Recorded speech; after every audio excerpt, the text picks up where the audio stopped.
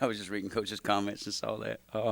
Yeah, it's we spend more time with get preparing for these guys, evaluating these guys, and trying to get our players ready to play against Navy than probably anybody on our schedule, just because they're a different offense. The other 11 ball games, you're going to have some carryover, maybe a little bit of tweaks here and tweaks there, but for the most part, those other 11 offenses have some similarities and have some carryover, whether it's a run game or pass game or personnel packages, 11 or 12P, whatever it may be.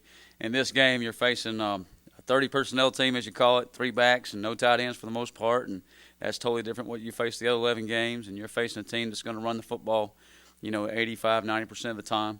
So it's a different animal, and they do as good a job as anybody in the country with it. So certainly got our hands full. You certainly put a lot more effort and time as far as just the thought into it and preparation for it, and you got to be sound in all phases. And like I'm telling our guys, all 11 of you got to do your job, not just one or two of you here and there. It's all 11 of us, because if you don't do your job, it doesn't turn out in our favor.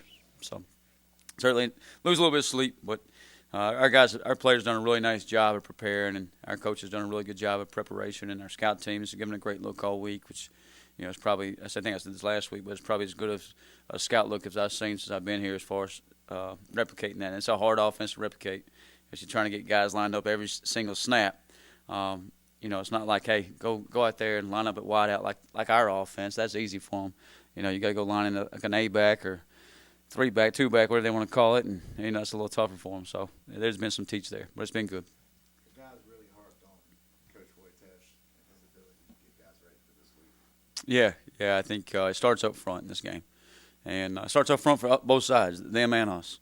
Whoever wins the point of attack has got a good chance to win the ball game. And if they get pushed on us, and that fullback can get downhill and the quarterback can get downhill, and they get the option game going, then it's going to be a long day for us. And if vice versa, if we can get pushed on them, keep them from knocking us off the ball, then I think we had the advantage. And that's what you saw possibly Memphis and Delaware do in the first 2 games is win the game up front.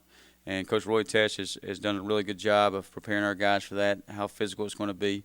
And I'm sure Ashley Ingram has done a great job preparing his guys as well, and I'm sure they've been focused on that the last 2 weeks in preparation for us. But just really, really fortunate and lucky to have Coach Tesh and have him on our side. And and I think Coach Hughes talked about this at lunch today or yesterday, just the familiarity Coach Tesh is with the offense and coaching in it, coaching on both sides of the ball, against it and with it. So that's very helpful. Some people outside maybe see it as the option, but there's so many different things they can do. Not to get too much in the game plan, but kind of the chess match early in the games when you go against them, what's that like? Yeah, they are doing a lot right now. As far as you see them in the shotgun a little bit. I don't know if Coach Johnson, if that would be his true background there, or Coach Bohannon would let him in the shotgun, but they're in the shotgun a little bit, and it's not a big part of what they do, what they are. So you got to prepare for that. You got to prepare for them being under center.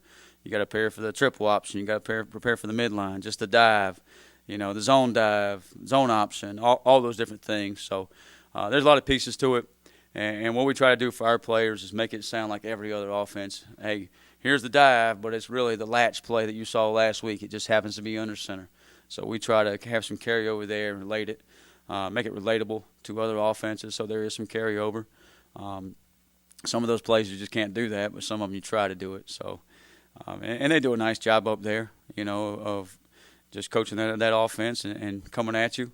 And we've been defending it for a long time. Ryan, Citadel, Kennesaw, here the last couple of years, and done some good things against it. We just got to tighten back our fundamentals and get back to, I thought in the second half last year we did some really good things, and just got to get back to being a little bit more sound there and, play like we did the second half, and I think we'll have to give ourselves a chance. How does having a defensive line rotation as deep as you have right now sort of help you in a game like this? Yeah, I mean, think about the last in our first 3 ball games, the second half of those games, and I think I don't know what we allowed or haven't allowed in those games, but I know last week we didn't allow any points in the second half, and I think a lot of that's due to, our guys are fresh, and Hodge Williams got tired.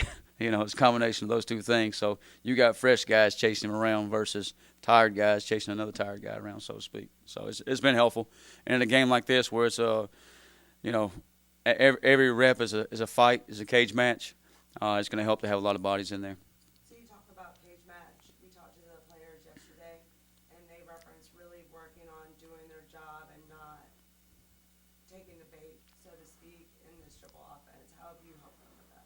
Yeah, we just talk about, great eyes and great fundamentals. If my job is go take on the double team, I got to do that to the best of my ability. If my job is stay under the low block or take on the arc block or stay under the crack block, whatever it may be, I got to do that to the best of my ability. And if I don't, it's going to make somebody else's job that much tougher, or make it their job where they can't get there and they make the play, and all of a sudden you have a 90-yard touchdown. So we got to make sure we squeeze and vice those things in like we should, and just, I think I said this last year, see a lot, see a little, see a lot. Now all we mean by that's, if I see my key is going to put me in the right spot. But if I'm looking all over, this running back, the quarterback, the B-back, then we're in trouble. So we got to focus on the little things and make sure we're doing our responsibility. Past 10 years, you seemingly, looking through different coaching staffs, have had the most success against Navy. Is there any other specifics that you might attest to that versus not? Yeah. 1-1, you'd like to be 2-0 against them. But, I think just letting our kids buy in and our players do a really good job of buying into what we're doing. And I think that's, not just Navy. I think that's week to week, and that's a testament to them and how hard they're playing and flying around, getting guys the ball and playing ball the right way. And just watching those guys grow up, over the years, whether, it's from year 1 to year 3 or whether it's from week to week, we've got guys who go attack it every day, make progress, and as a coach, that's fun to see, and they're doing things right the way. So it's a testament to our players. Does it help having Chance Bates? I mean, obviously, with your Kennesaw, he's seen it a bunch of practice. He should know it pretty well. Yeah, I asked Chance after practice. I said yesterday, hey, Chance, anything you don't feel comfortable with, you go with everything. He goes, oh, yeah, except that one thing where they're in the shotgun. I said, well, don't worry about the shotgun. So how about under center? He goes, nah, that's easy. So, yeah, he's seen it a few times, and, it's very, very similar. I mean, obviously, Coach Bohannon at Kennesaw State was with Coach Niemot and Coach Johnson at Navy, and so it's a very similar tree there. They'll be very much alike. So Chance will have a good feel for it and feel very comfortable with it. So excited about him, and he's excited to go play this game. I mean, Coach Newberry and linebackers coach up there, they coached him, and he was with them for a year. They recruited him, so he's got some ties there as well. When you took the Kennesaw job, did you and Coach Newberry have much conversation about taking the job? Yeah, me and Coach Newberry have been friends for a long time. I met him when I was at Lenore Ryan, and then when I got to Citadel, we would talk, quite often. Just, there's guys out there that you share thoughts and share philosophies, and he was one of those guys. And just we would talk ball over the phone and catch up, and we're just very similar in a lot of ways.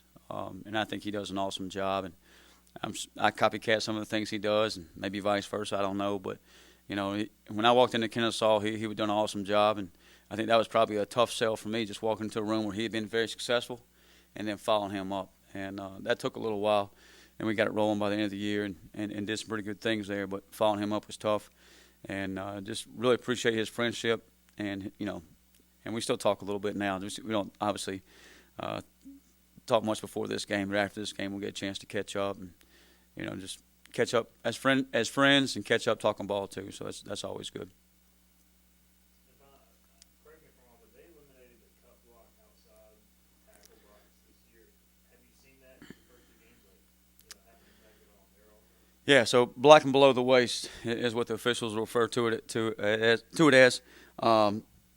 Used to, you could block at the second and third level, and you could block outside the tackle box as long as I was squaring you up or certain angles there. Now the only blocking below the waist is anybody that's on the line of scrimmage. I can block below the waist. So if a defensive lineman's on a 3 technique or at the line of scrimmage, I can go cut him. You'll see some of it. They've probably had a few cuts down the field illegally. 1 or 2 might have been called, but it's not like you saw in the years past. In the years past, I think they got us a few times, and their A-backs were arcing on our corners last year and cut our corners down for some big plays, but you don't see it out there, and that's where the game has changed for them a little bit. And I think they'll adjust. They'll find a way to get around that, do things they need to do to adjust the offense or whatever it may be. But I don't, one of our players said, "Will this offense eventually go away?" I said, "No, the academies and those places will always run it because it's been successful for them, and they do a really good job with it. So I'm sure they'll adjust and find a way to get around it. And they're still, and they don't take and I told our players, just because they can't cut, don't mean they're not a physical football team. They still come off the rock, they'll still roll you up, and they still play the game the right way. So, in some ways they're fun to watch, but they're tough to prepare for, so we got to do a great job. Do they do hurry up a lot? Is that part of their scheme? You'll see them. They have urgency and tempo. I wouldn't call it hurry tempo like we saw last week. They have the ability to do that, obviously. Last year they huddled against us. Now, once they broke the huddle, they come out of the huddle pretty quick, snap to the football, and got ready to snap it. And then once, their quarterback did an awesome job last year of just getting under center, checking the play, seeing the defensive look and getting them in the right play. So he's an experienced kid and does a really good job of operating the offense. So, you've seen them and through this season, they've had some, possessions where they win some tempo and they got on the ball pretty quick and got it snapped pretty quick.